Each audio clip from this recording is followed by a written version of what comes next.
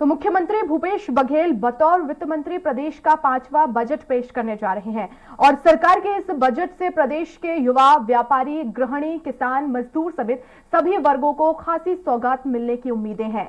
Swaraj express की team ने आम लोगों से राज्य सरकार के बजट को लेकर उनकी उम्मीदों को जानने का प्रयास किया। मुख्य उम्मीद तो यह है कि रोजगार को और बढ़ावा देना चाहिए, बहुत सारी योजनाएं लानी चाहिए जिससे कि लोगों को रोजगार मिले, और दूसरा कि महंगाई कम होनी चाहिए जिससे कि लोगों के जो जेब पे अभी भारी पड़ रहा है बजट वो थोड़ा हल्का होगा। ऐसा लगता है कि वर्ष का मतलब अंतिम बजट होगा तो अच्छा आएगा।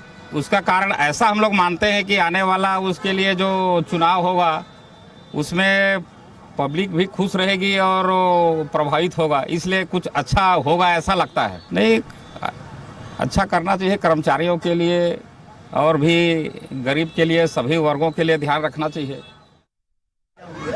जैसे कि प्राइवेट हॉस्पिटल है, जैसे कि उससे अच्छा गवर्नमेंट हॉस्पिटल को वैसे दिखाया जिससे कि अपन प्राइवेट ना जाके गवर्नमेंट हॉस्पिटल में ही करें, शिक्षा को लेके स्कूल अच्छे से रखे, ये चाहते हैं। पहली बात तो ये है कि बजट पेश हो रही है, आम जनता के हित के लिए जो कुछ भी हो सकता है फैसला उनको सरकार को करना चाहिए जिससे आम जनता को भी लाभ हो। दूसरी चीज़ ये है, मैं एक सरकारी कर्मचारी हूँ, उस हैसियत से बोल रहा हूँ कि सरकारी कर्मचारियों के लिए जो पेंडिंग डीए है, वेतन विसंगतियाँ हैं, ये सब चीज़ें जो है सरकार को प्राथमिकता के आधार पे उसका निराकरण करना चाहिए ताकि कर्मचारी भी खुश होकर काम कर सके और आम जनता भी उससे लाभान्वित हो। जो एजुकेशन है उस पर ज़्यादा ध्यान दे ताकि, और स्किल्स पे ध्यान दे ताकि आने वाले जो युवा हैं वो अपने फ्यूचर को ज़्यादा बेहतर महसूस कर पाए और ज़्यादा सिक्योर महसूस कर पाए, और जो हमारे गरीबी तबके के लोग हैं उनके लिए ज़्यादा वो करें। मैं यही चाहूँगा भूपेश सरकार से। छत्तीसगढ़ के मुख्यमंत्री भूपेश बघेल विधानसभा चुनावों से पहले छत्तीसगढ़ का आखिरी पूर्ण बजट पेश करने वाले हैं और इसे लेकर प्रदेश भर की जनता में काफी उत्साह है। खासकर छत्तीसगढ़ के युवाओं को बजट से काफी उम्मीदें हैं। शिक्षा और रोजगार समेत अन्य मामलों पर युवाओं की टकटकी बजट पर लगी हुई है। अभी छत्तीसगढ़ में जितने भी बाहरी स्टूडेंट जैसे आते हैं एजुकेशन के लिए, पढ़ाई के लिए, तो उसमें रहने के लिए या कम करने के लिए, फीस कम रहने के लिए उनके लिए व्यवस्था होना चाहिए। सरकार को ऐसी कोई व्यवस्था लानी चाहिए, कोई योजना लानी चाहिए। सरकार बहुत अच्छा काम कर रहा है, पिछले 4 साल में भूपेश सरकार बहुत अच्छा काम कर रहा है, मैं बहुत उनका तारीफ करता हूं। लेकिन मेरा एक मांग है उनसे कि जो यूनिवर्सिटी का गेम होता है ना, उस गेम में बच्चे लोग के पास पैसा लिया जाता है लेकिन उसको उस टाइप से प्रोवाइड नहीं किया जाता उन लोगों को।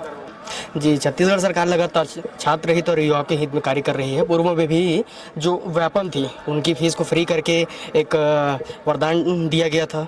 उसी प्रकार अभी जो बेरोजगारी भत्ता है, जो सरकार बेरोजगारी भत्ता देने वाली है हर महीने 2500 रुपये, ये एक प्रकार का संजीवनी का काम करेगा। क्योंकि ग्रेजुएशन के बाद ऐसा होता है कि मानसिक दुविधा चलती है बच्चे के मन में कि आगे की पढ़ाई करें या फिर नौकरी करें।